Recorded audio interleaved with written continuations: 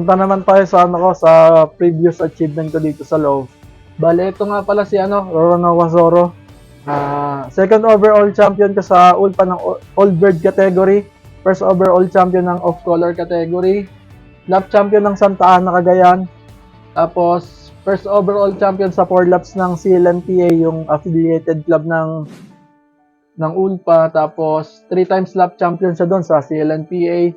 Santa Fe lap champion, Tuguegarao lap champion, Aparri lap champion sa CLNPA, first overall champion sa 2 laps category, Aparri lap champion sa 2 laps category ng CLNPA. Tapos, bali, nahakot niya yung first overall champion sa 3 laps 300, first overall champion sa 3 laps 500, first overall champion sa 2 laps 300, first overall champion sa 2 laps 500, tapos first sa 1 hit 500, first sa 1 hit 1,000, first sa 1 hit 5,500, tsaka first sa 1 hit ng 11K.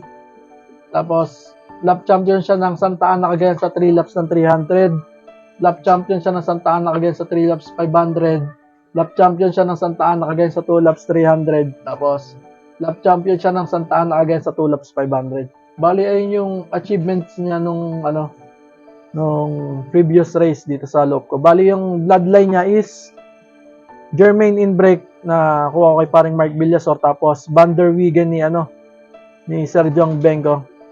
Van der Wegen 511 Victor Lim double Alpha 92 yan ni Sergiong, yung nakuha ko sa kanya magulang. Sa auction ko nakuha yon yung magulang niya. Kaya swerte din na nakilala ko si Sergiong nung pagkuha ko sa kanya, kasi nung napanalunan ko yan, nagpunta ako yung napanalunan ko yung magulang niya. Nagpunta ako kay Sergiong, tapos hiniritan ko si Sergiong ng kakba na maipapares, yung kumbaga kalinyada pa rin nung nakuha ko sa auction, para hindi ako lalayo ba pagkadating sa breeding. Yun. Ngayon nandito yung kak. Hindi na ako nahihirapan sa breeding yan. Bali, palitan lang ng pairing. Jong Bengo cross sa Jong Bengo, tapos ito sa Jermaine Inbreak cross sa Jong Bengo ang pinagpopokusan ko ngayon. Pero marami akong breeder dito na magaganda rin naman ang kilos ng mga inaanak sa akin. Kaya walang problema. Lalo na tong mga Biberman ko na lahi ng ibon ni Sir Iking to eh. Sila din yung nag-produce sa akin ng Tacloban Finisher. Calbayog Daybird 5 points yun si Nico Robin, nabili naman ng tropa na awitan dito hindi naman matanggihan. Kaya nasa kanya, anytime naman pwede ko yung i-buyback pagka ibabalik ko sa magulang. Pero ngayon kasi gamit niya, kaya hindi ko muna inaano. Nasa akin din naman yung mga magulang, kaya walang problema. Sunod naman, dito naman tayo sa isa ko pang naging achievement last season. Bali, first overall champion ako ng Venom LR Season 2. Bali, ito yung ibon, si Monkey D. Luffy. Lap champion siya ng Aparri. Tapos, lap champion din ng Santa Ana, Cagayan. Ang speed niya sa akin nun mababa lang eh. Pero yung kapatid niya nun, kasi mag-nestmate yung pinasok namin. Kumbaga akin to. Tapos yung nestmate niya is na kay Sir Ryan Abraham, yung combine ko. Bali, maganda yung lipad nung nestmate nito. Contender din sa mga palaro doon. Medyo inaalat lang. Pero tapos, ito naman, nag-cut off siya ng Santiago Isabela. Sayang yun eh. Dapat paparte siya sa superset. Na lang, medyo bumaba lang yung speed. Pero doon sa OLR, siya yung kung tutuusin, lap champion siya doon kung ibinaba lang yung speed ng ng 600. Kasi siya lang yung umuwi nun eh. Tapos nung sa Tuguegarao, cut off naman. Ganun din kinapos. Bali nung sa Tuguegarao lap naman na yan, umuwi siya ng Thursday, loading ng Friday. Tinanong ako ni Sir Telman, yung may-ari ng sa may-ari ng Venom OLR kung parang pinapakuha niya na sa akin yung ibon o tuloy pa ba. Di tinanong ko siya kung anong status ng ibon. Kung kumakain ba ng maganda, kung kamusta yung katawan. Kung malakas kumain tapos hindi ganong kasunog yung katawan, sige ilaban natin sir para masubukan din natin. Ayun, hindi ko inakala makakauwi ng ng ng Apari. Lap champion pa siya sa Venom OLR nung Apari na na bitaw. Kasi Thursday na siya Thursday siya umuwi, Friday loading. Sabi ko na, sa isip-isip ko yan babawi na lang to sa truck, doon na magpapahinga. Inuulukan pa nga ako ni Sir Tailman na sumali ako sa pooling. Kasi may pooling nga naman. Hindi ko na isinali kasi siyempre, nag-aalangan din ako Kaya, hindi siya napalaban, pero napalaban sana, panalo din. Tapos nung pauwian ng Aparip, parang hirap sila mapapasok kasi may lap tong ibon na to kahit nga dito lang sa breeder cage nagwawala to pagka yung inaalisan ko ng kapares niya mailap siya pagka alam naman ni Sir Richard yun yung kung gaano kailap to ang tagal niya bago pumasok noon sa Apari lap bago pumasok sa mismong OLR yung kumbaga yung hindi nila mapatapak sa sa iklak.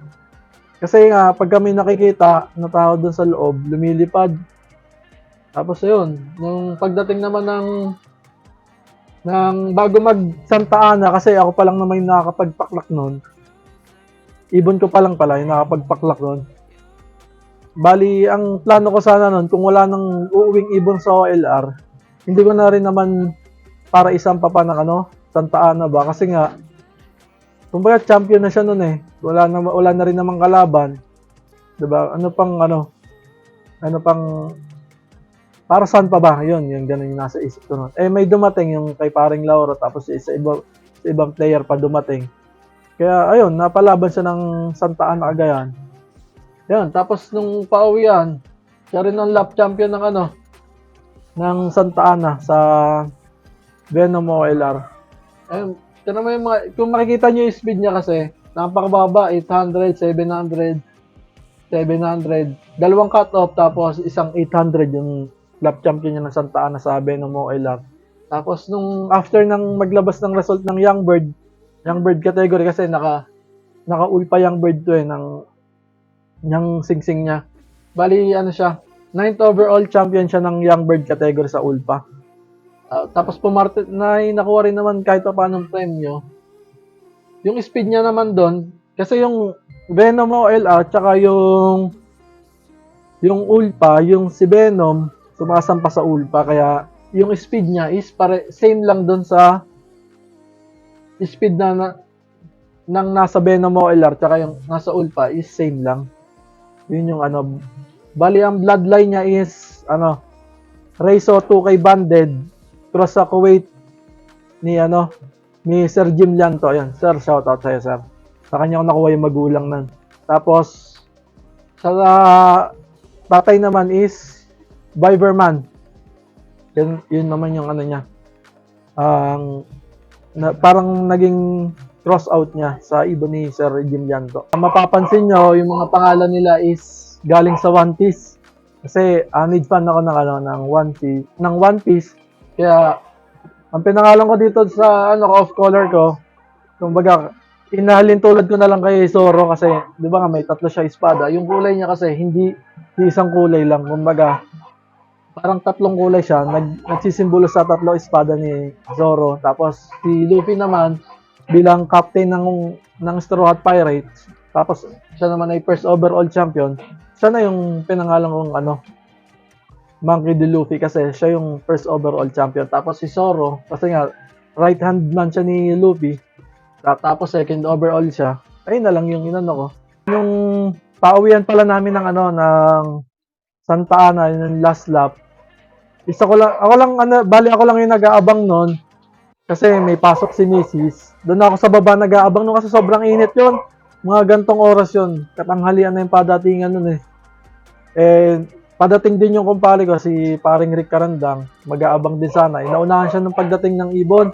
Bali, eto si Zoro, nagbutas to ng Santiago Isabela. Nag-see you tomorrow to.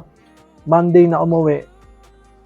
Tapos, nahirapan ako sa pagre-recover sa kanya gawa ng yung may tumutubong bulutong sa mata niya noon, yung time na yon.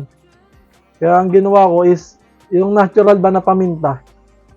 Siguro ang dami ko na ibigay na paminta sa kanya noon para hindi ba magtuloy yung niya, yung sa mata niya na bulutong.